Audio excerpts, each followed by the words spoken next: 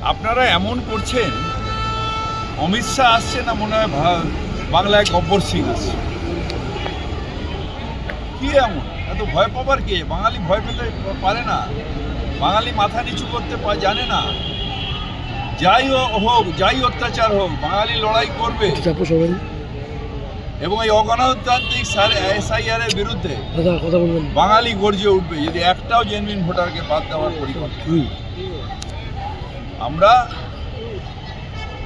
সহিষ্ণুতার পথে চলি, মানে আমরা দুর্বল নই। অমিত শাহ আসবেন যাবেন, কিছু যায় আসে না।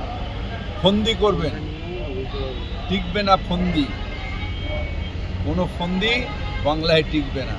ফন্দি টিকেছিল মহারাষ্ট্রে, ফন্দি টিকিয়েছে দিল্লিতে, ফন্দি টিকিয়েছে হরিয়ানায়, সব জায়গায় ফন্দি টিকিয়ে, বিহারে ফন্দি টিকিয়েছে, কিন্তু বাংলায় টিকবে না। কারণ বাংলায় এক বাঘিনী আছে, তার নাম মমতা ব্যানার্জি। আজকে গান্ধীজি তিরোধান দিবস, আজকে দিল্লিতে 6 বছরের এক মাইনার রেপ হয়েছেন এবং সেখানে যারা অভিযুক্ত তারাও নাবালক, 10 থেকে 16 বছর বয়স। কি বলবেন? খুবই অন্যায়, খুবই অন্যায়।